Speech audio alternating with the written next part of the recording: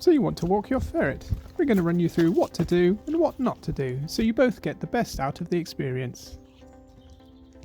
It may seem obvious, but your ferret will need a harness, and this is a very important choice. First up, we have the classic shape harness with two hoops. One hoop goes around the neck and one around the upper tummy. To fit this harness, the first hoop goes over the head to fit the neck, and then fit the second hoop around the chest. The hoops must be adjusted to give a fit that is tight enough that they can't wriggle out, but free enough not to hurt or constrict the breathing. You could test the fit by getting 1 or 2 fingers underneath. The strap should be tight against your fingers. Any looseness and it needs adjustment.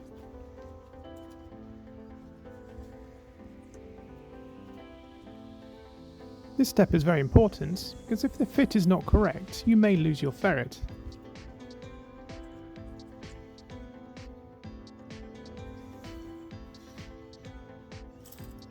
The next harness is the figure of 8 string harness. It's a very simple design.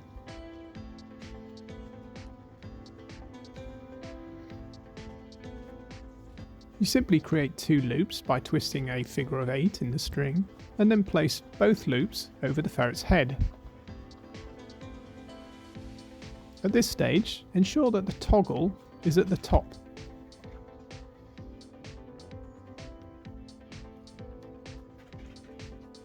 Then begin to tighten the toggle a little.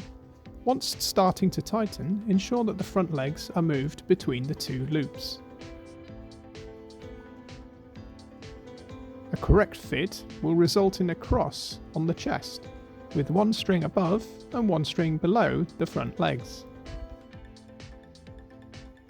At this point you can make final adjustments for tightness with the toggle, and again use 1 or 2 fingers to check optimal fit. The third and final harness is a more modern waistcoat style. There are many variations on this, but in general it is fit in the same way as the classic harness, where you put the head through the top hoop and then fit at the chest.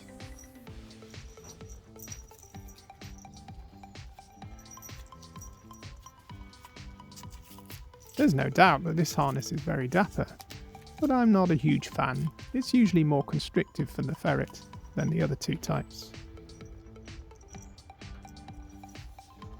So there you have it, 3 harness types. They all have their pros and cons, but I find the classic is the best for larger ferrets, and the figure of 8 string is better for smaller ferrets. So now you've fitted your harness, you're ready to go out, right? Well, not quite. First is the wriggle test. You want to go somewhere safe, like a garden or in your house, and check whether they can wriggle free. The crazier the mood, the better for this. Believe me, if your ferret gets spooked when outside, they become insanely adept at escaping harnesses. Okay, we're ready, let's go out. The first mistake that people make is thinking that this will go like a dog walk, where you're off out for a nice stroll in the park and the ferret will amble along beside you.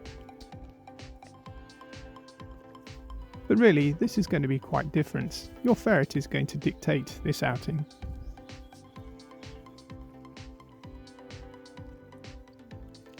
Sometimes they will want to amble along. Sometimes they will want to run.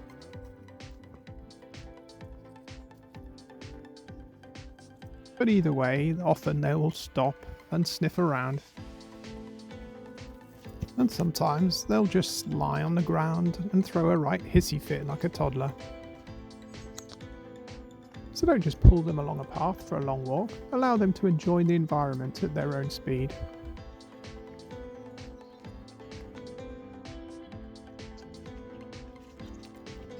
And don't forget, this outing is mainly to enrich their day, so try and mix it up a bit. Let them play in leaves.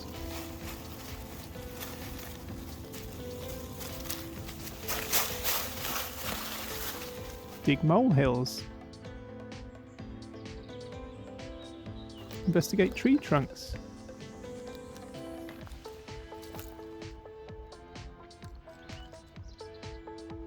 muddle through overgrowth.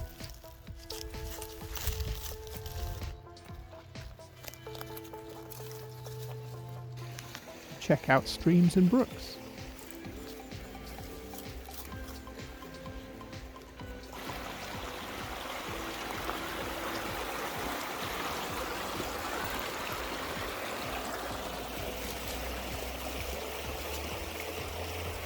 But try not to stick them in the middle of a big field and expect them to be gracious.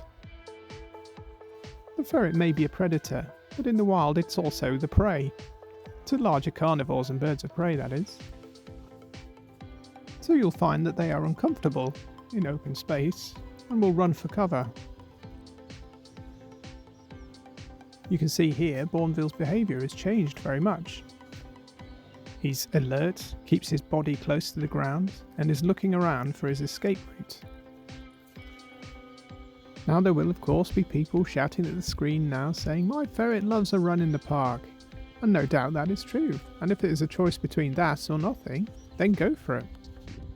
But if there's a choice between large open fields of grass and things that are a bit more natural, then please choose the latter.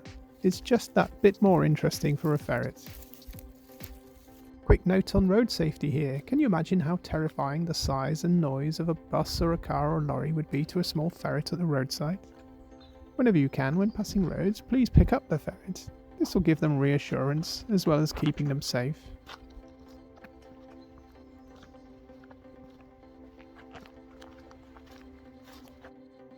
That's pretty much it for advice today. Expect the first outing to be less successful, as your ferret may take some time to get confident with the great outdoors, and go with the flow.